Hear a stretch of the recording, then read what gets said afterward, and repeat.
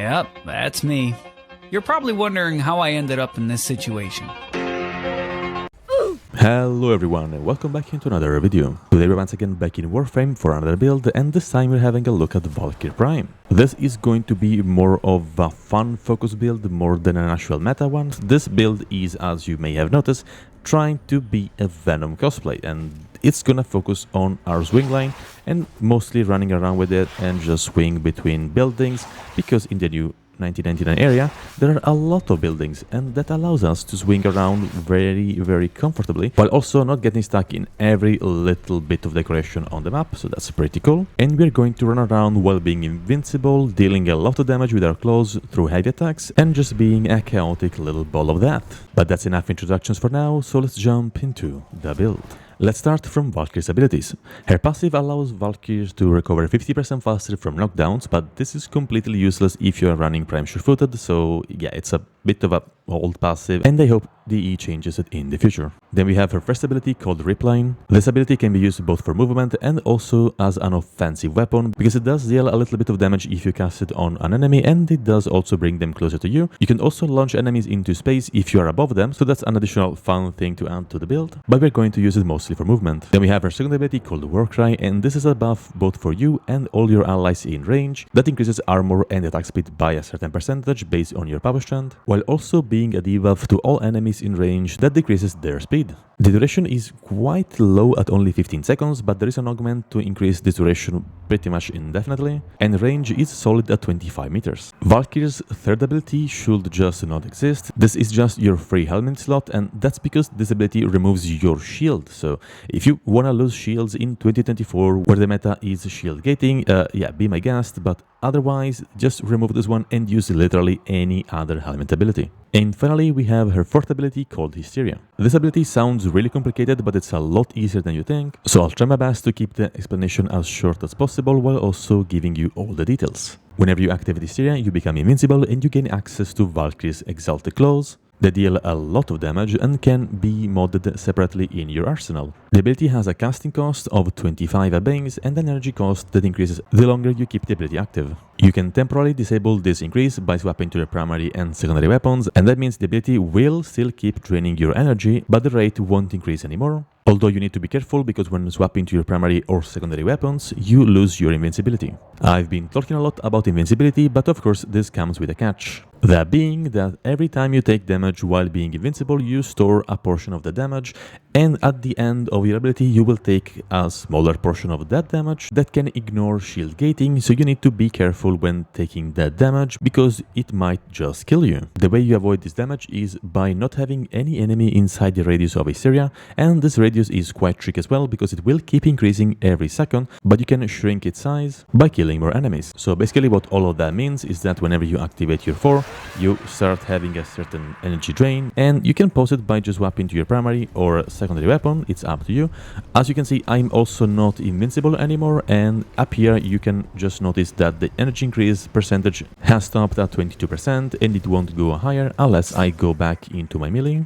Now moving to the taking damage part. As you can see right now, I am building some damage over here because I'm taking damage while being in Hysteria, and that damage does nothing to us right now, but if you keep taking damage and more damage, at a certain point we are just gonna die when the ability deactivates, so be careful and don't try and have thousands and thousands of damage up there. It's not a damage increase, it will just kill you. So yeah, be careful because this can happen. But as I said, there is a way to fix that.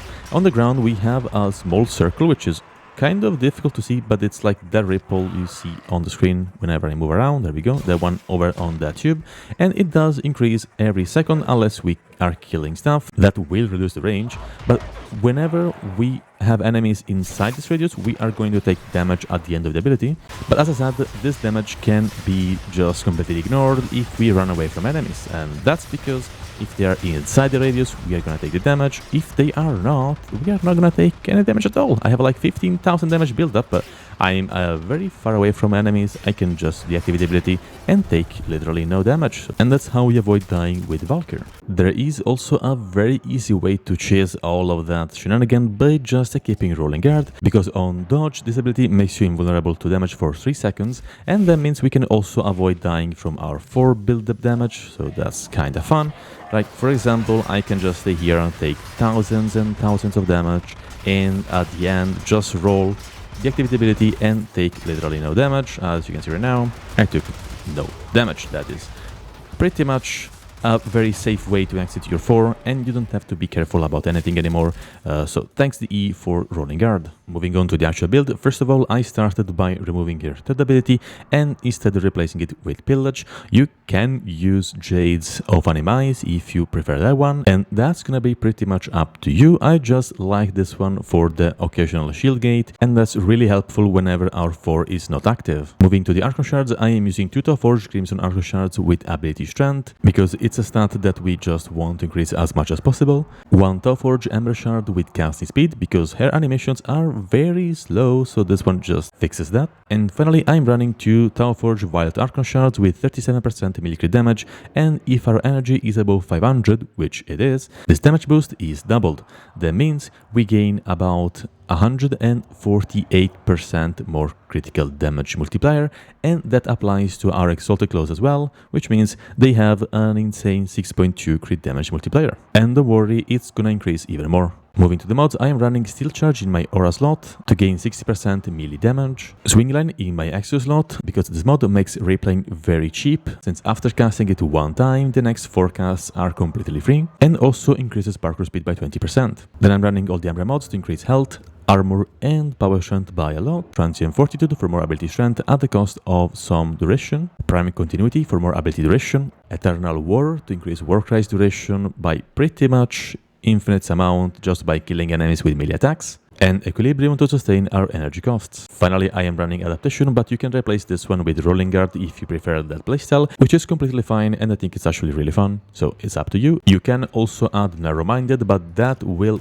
kind of kill replaying because the range becomes only 25 meters, and it doesn't allow you to swing around as much as we are going to do. The Arcanes I'm using are Mortal Augmented for more ability strength on kill, and Arcane Battery that grants Valkyr more maximum energy depending on her armor. And that's why we have 637 energy with our running Prime Flow. You can also just use Prime Flow and instead swap Arcane Battery for Arcane Energize. This will make the build work pretty much the same way, but it's up to you which one you prefer, so these are the options I suggest. Moving on to the weapons, I choose these ones because they look nice on this Venom cosplay, but you can of course change them with whatever you prefer. I'm using the Bubonico, and this is the build I have on this weapon. I have a full video on this build if you're interested. Then I'm using the Cuvanucor in my secondary slot, and this is more of a primer build, so that's why I'm using all these mods. But you can of course use the usual damage build, so it's up to you. I just prefer this one. And as my melee, I'm running the Praedos. That's because it's the only Incarnon that increases both sprint speed and also increases your parkour speed, which makes us very, very fast. Moving to Valkyr Prime's Talons, these are your Exalted claws, and this is the build I'm going to use for today's build. It's more focused on heavy attacks, that's why there's not much going on in here, but you can still use normal attacks and they will still deal quite a lot of damage. And a fun mod I just recently acquired is Spring Loaded Blade. This increases your range by 2 more meters, and that means we have in total 6.7 meters on our claws, and I think that's funny because these are just long nails, but they almost have 7 meters of range.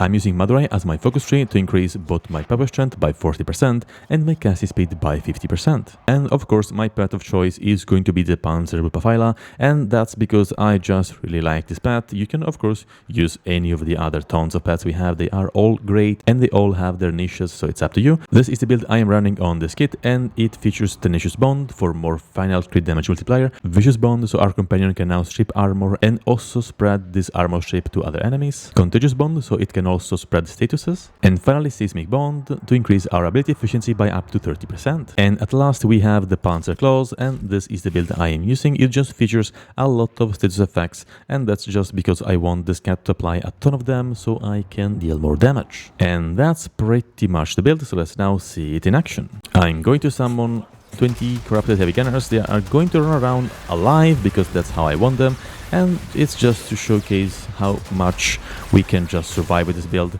and how much damage we can deal, because those heavy attacks, yes, they do deal some very funny numbers.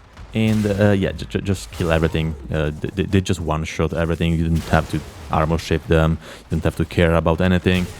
The moment they have like 2 to 4 citizens on them, yeah, the heavy attack will just straight up one-shot. It is beautiful, and we are also immune to damage. We are not gonna take that much damage because we just move around that much. And of course, I'm not even using Warframe yet, because that makes the attack speed insanely faster than what you're seeing right now, and that pretty much translates to more kill per second, which is just great. So we're going to grab our Mother buffs, we're going to use our Warframe, and that also slows down enemies the first time you cast it, so forget about the slow after you start killing enemies with melee.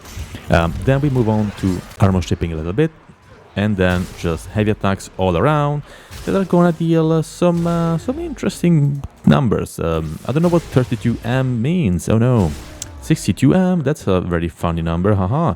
Yeah, 21M, I don't know what M is, but I'm sure it means millions of damage. So yeah, we are still very good at dealing damage, even if the build is more focused on just winging around and bringing enemies to space with us, because yes, you can just do this and launch enemies wherever you want, which is just a lot more fun when you're playing the Warframe. Yeah, of course you also have access to pillage if you want to shape more armor for some reason. If your cat is not doing it for you, you can do it yourself and just keep spamming those heavy attacks. They are insanely strong. They will one-shot everything. Yes, it's beautiful, it's completely balanced, and we like it for that specific reason. So yeah, that's how the build works, and I just like it. Also, our energy is just not gonna drain that fast at all. Just don't worry about it. We have 865 max energy after casting Warcry, and that will just keep on increasing the moment we gain more stacks from our Molt Augmented. So yeah, you can get a lot of max energy by using Warcry, which is very funny, and I like it quite a lot. And yeah, we're not gonna take any damage anymore with our 4 because everything is dead. So yeah, very fun and very swingy. Yeah, we like swinging around. This is gonna be a lot more fun to do in the actual tile set, and that's where I'm gonna do the showcase. So yeah, stick around for that. Alright, and that's pretty much Venom Prime, I mean Valkyr Prime. I've had a lot of fun using this build in the new tile set just because there are buildings around and they allow you to swing so much better. I'll also showcase what I am using as my fashion frame because you may be interested in it. So I am using the Carnivex skin with the Rhinos that watch agile animation. These are the colors I am currently using. You can just pause the video if you're interested, and yeah, I keep them on your Warframe as well. And I mean, the energy color and emissive, you can just use any reds. Honestly, it doesn't really matter. These are just the ones I used. Attachments, I have only the Cordala Prime, which are this kind of dangly things she has on her arms. You can just remove them. It's completely fine, up to you. I just think they look cool. And I'm using the Spinneret Ephemera that gives her this webby kind of things around her, which I think fits the theme. The colors are the same. I only changed the emissive, and these are the colors I equipped instead of the previous ones. So just copy your main colors right here and change these 3 colors over here. I am not running a Seandana, and that's because I think she already looks quite busy behind, so yeah, no need for a Seandana. I'm using Buret Depth's emblem on both of my shoulders because it does feature Fortuna spiders, so that's pretty much the only reason. The front sigil is the Grim Green Nabros sigil, and I think it does fit and resembles what Venom has on his chest. And on the back I'm running the Orworm Rage sigil, and yeah, just base colors because they are white already, so that's pretty much what I'm using. I will now leave you guys to the showcase where I test this build in a 5-minute survival in Steelpath in the new 1999 area, so that's where the survival is gonna happen. I hope you guys enjoyed today's fun build, and if you did, remember to leave a like and subscribe for more content. Have a great rest of the day, and bye-bye.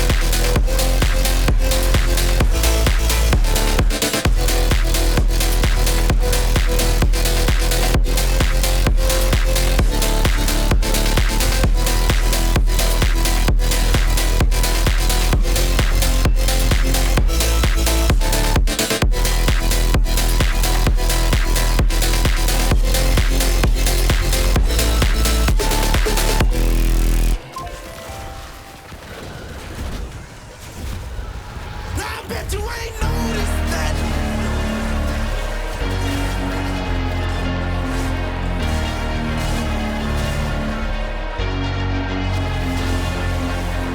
I took away my sight. I couldn't see my friends. I could not breathe alone.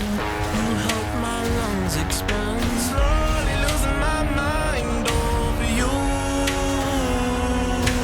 Burning like fire and smoking like drugs. You like seeing me hurt, but I bet you ain't noticed that. You noticed that. I bet you ain't noticed that. You noticed that.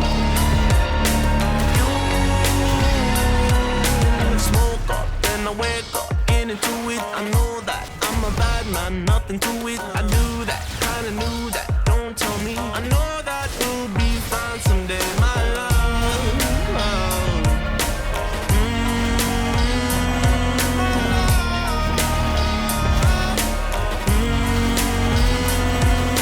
Slowly losing my mind over you.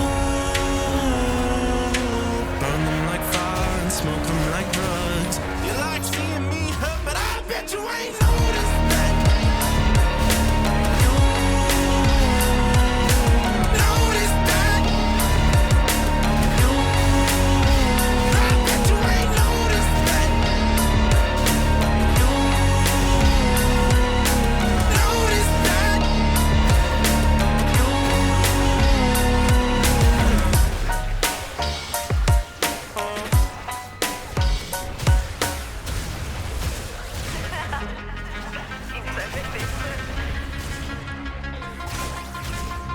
Got a ticket to know